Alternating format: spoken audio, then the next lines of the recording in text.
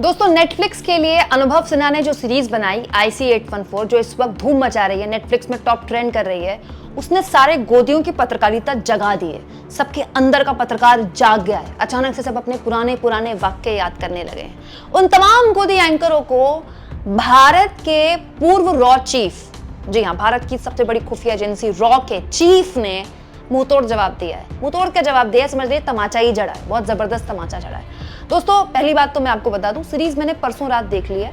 Series बहुत अच्छी बनाई गई है। कुछ कमियां हैं, लेकिन इस तरह के मामलों में जब सीरीज बनती हैं, फिल्में बनती हैं, तो कमियां रहती हैं। Nothing is perfect in life. ना जिंदगी में कुछ परफेक्ट होता है, ना कंटेंट इस तरह का जब बनाया जाता है तो परफेक्ट होता है। कमियां हैं, लेकिन राहुल कंवल तो खुलेआम इस सीरीज के जरिए मोदी सरकार पर बेहद गंभीर आरोप लगा रहे हैं। मोदी सरकार जैसी मजबूत सरकार के रहते हुए राहुल कंवल ये कह रहे हैं कि ISI फंड कर रहा है भारत में सीरीज वगैरह बनाने के लिए। राहुल कंवल जैसे गोदियों को पूर्व रॉ चीफ ने, अटल बिहारी वाजपेयी की सरकार के दौरान रहे रॉ चीफ ने मुंहतोड़ जवाब दिया है। ये वही रॉ चीफ हैं दोस्तों जिन्होंने IC814 हाईजैक के दौरान, मतलब अपने सामने ये हाईजैक होते देखा था, और भारत सरकार में पूर्व रॉ चीफ थे जब ये हाईजैक हुआ, उस वक्त ये अपने पद में थे।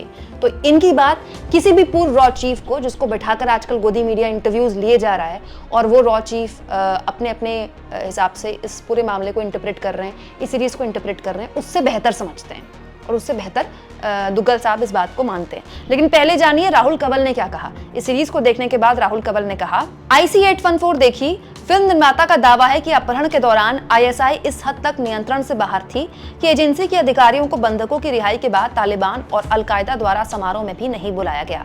अपहरण की योजना बनाने और उसे इम्प्लीमेंट करने में पाकिस्तान की ISI द्वारा निभाई गई भूमिका बेहद महत्वपूर्ण है। ये समझ में नहीं आता कि निर्देशक ने इस दुष्ट जासूसी एजेंसी को दोषमुक्त करने के लिए इतनी उत्सुकता क्यों दिखाई। ISI की भूमिका को सफेद करना तभी समझ में आता है जब श्रृंखला का निर्माण, यानी कि सीरीज का निर्माण ISI द्वारा किया गया हो। जैसा कि कहा गया है, सीरीज पर प्रतिबंध लगाने की मांग करने की तुलना में इसे अनदेखा करना बेहतर है। फिल्म निर्माताओं को जितना अधिक प्रचार मिलेगा, उनका बिजनेस उतना बढ़ेगा। तो राहुल कंवल कह रहे हैं कि इग्नोर कर दीजिए, आप जितना बॉयकॉट करेंगे, जितना विरोध करेंगे, तो उतनी बड़ी हिट होगी। वैसे हिट तो सीरीज हो ही गई है दोस्तों, लेकिन राहुल कंवल तो बहुत ही गंभीर आरोप लगा रहे हैं। राहुल कंवल ये कह रहे हैं कि फिल्म में ISI को क्लीन चिट देने के लिए ऐसा लगता है कि ISI ने फंडिंग की है अनुभव सिन्हा को। तो कमाल की बात होगी दोस्तों। हमारे देश में, मतलब इतना मजबूत हमारा देश, इतनी मजबूत हमारी सरकार, इतनी मजबूत हमारी खुफिया एजेंसियां, और क्या मजाक कर रहे हैं राहुल कंवल।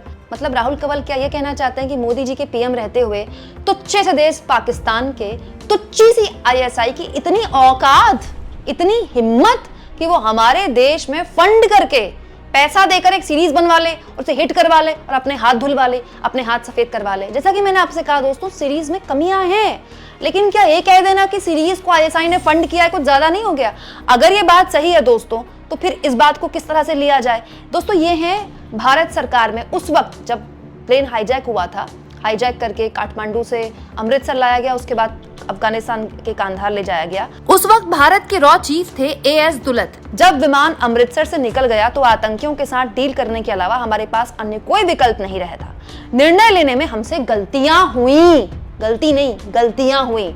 उस वक्त के रॉ चीफ साफ तौर पर कहते हैं कि हमसे गलतियां हुई। उस वक्त 40 मिनट वो विमान भारत की सरजमी अमृतसर पर खड़ा रहा, उसके बावजूद भी हम तो कुछ कर नहीं पाए। इस पर कोई बात क्यों नहीं करता दोस्तों। भारत में उस वक्त जो रॉ चीफ थे वो ये बता रहे हैं कि ये भीषण गलती थी। गलती नहीं, गलतियां हुई हैं भारत सरकार से उस वक्त वाजपेयी की सरकार के दौरान।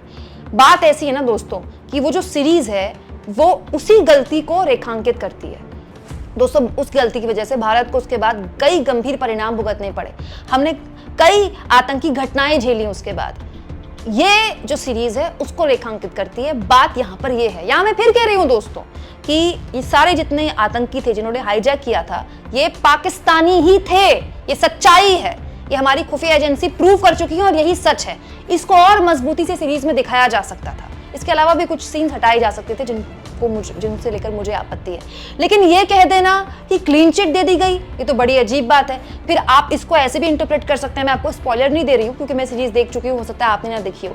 लेकिन फिल्म में एक कैरेक्टर हैं जो कि अंत तक आतंकियों से बात करते हैं, जो आतंकियों से बातचीत की जिम्मेदारी है वो उन्हीं को है, उन्हीं के जिम्मे है। वो अंत तक, शुरुआत से लेकर अंत तक बार बार एक डायलॉग बोलते हैं, आईएसआई और तालिबान एक ही थाली के चट्टे बट्टे हैं, आईएसआई और तालिबान एक ही थाली के चट्टे बट्टे हैं। तो इंटरप्रेट करना ही है तो आप इस डायलॉग को इंटरप्रेट कर लीजिए, क्या गलत बोला गया इस डायलॉग में? सही बात है, आईएसआई और तालिबान एक ही थाली के चट्टे बट्टे हैं, जो कि इस फिल्म में बार बार बोला गया। लेकिन आपको एक अगर नरेशन की एक लाइन इंटरप्रेट आपने वैसे की है तो आप इस डायलॉग को कैसे इंटरप्रेट करेंगे? दोस्तों बात ऐसी है कि 30 साल पुराने इस आतंकी हमले ने हमें जो तकलीफ दी, वो हमें जो जख्म दिए वो भर चुके थे। इस सीरीज ने उन जख्मों को फिर से हरा कर दिया, इस सीरीज ने वो सवाल फिर से उठा दिए। अब उस वक्त के रॉ चीफ जो सवाल उठा रहे हैं, हमारे पास एज अ नेशन, एक देश के तौर पर, एक जिम्मेदार नागरिक के तौर पर दो चॉइसेस हैं। या तो हम उस वक्त के पूर्व रॉ चीफ जिन्होंने अपने सामने ये सब होते देखा, सब कुछ उस तंत्र का जो हिस्सा थे, या तो हम उनकी बोली हुई बात पर विश्वास कर लें कि हमसे गलतियां हुई, गलती नहीं गलतियां हुई, और उन गलतियों को हम ठीक करें ताकि दोबारा ऐसा ना हो। या फिर हम गलतियां ढूंढ ले एक फिल्म मेकर के, अरे फिल्में तो आती जाती रहती हैं यार, नेटफ्लिक्स में हर हफ्ते कोई ना कोई नई सीरीज ट्रेंड करती है, लोग भूल जाएंगे इसको। लेकिन क्या हम उस आतंकी हमले को भूल सकते हैं? तो एक जिम्मेदार नागरिक के तौर पर हमारी जिम्मेदारी है कि हम जो अधिकारी लेवल के लोग हैं, इतने बड़े अधिकारी हैं, वो जो बातें बोल रहे हैं उन गलतियों से सबक लें या फिर सीरीज की गलतियां निकालें। गलतियां तो आप किसी भी सीरीज में निकाल सकते हैं दोस्तों। और जहां तक बात है सीरीज अच्छी या बुरी लगने की, अब जरूरी थोड़ी है कि हर फिल्म कश्मीर फाइल या केरला स्टोरी की तरह बनाई जाए। कश्मीर फाइल के लिए तो हमारे प्रधानमंत्री ने खुद प्रचार कर दिया था, उनकी तारीफ कर दी थी फिल्म की, भाजपाइयों ने वो फिल्म फोकट में दिखाई थी, कई लोगों को याद है ना। और केरला में विधानसभा चुनाव थे, केरला स्टोरी नाम की एक फिल्म आई थी, काफी हिट हुई थी, उसका भी प्रचार किया था और उस फिल्म को लेकर भी कई सवाल खड़े हुए थे, कई लोगों ने उस पर भी आपत्ति जारी की थी, लेकिन मोदी जी ने प्रचार किया था। तो इस तरह के कंटेंट जब बनते हैं ना, इसमें एक पक्ष हमेशा खुश रहता है, एक पक्ष हमेशा वाहवाही देता है। लेकिन फिर भी पूरी सीरीज देखने के बाद मुझे ऐसा लगता है कि कमियां हैं सीरीज में, लेकिन एक ईमानदार कोशिश तो कम से कम किसी ने की, इतने साल में सारे डॉक्यूमेंट्स को इकट्ठा करके अपने लेवल पर इंटरप्रेट करने की, अपने लेवल पर चीजों को रखने की। और बेहतर हो सकता था, लेकिन अब आप बैठकर सोचिए ना कि आप सीरीज को बेहतर करना चाहते हैं कि अपनी राष्ट्रीय सुरक्षा को बेहतर करना चाहते हैं। और जब बहस करनी है दोस्तों, तो 30 साल पुरानी हुई घटना पर बहस कर लें, या 1.5 साल से जो मणिपुर जल रहा है उस पर बहस कर लें, क्योंकि वो भी आंतरिक सुरक्षा का मामला था जो 30 साल पहले हमसे चूक हुई, और ये भी आंतरिक सुरक्षा का मामला है जो 30 साल बाद भी हमसे हो रही है। दोस्तों मणिपुर में पिछले 1.5 साल से हो रहा है, अमित शाह पहले उसका तो जवाब दे दें।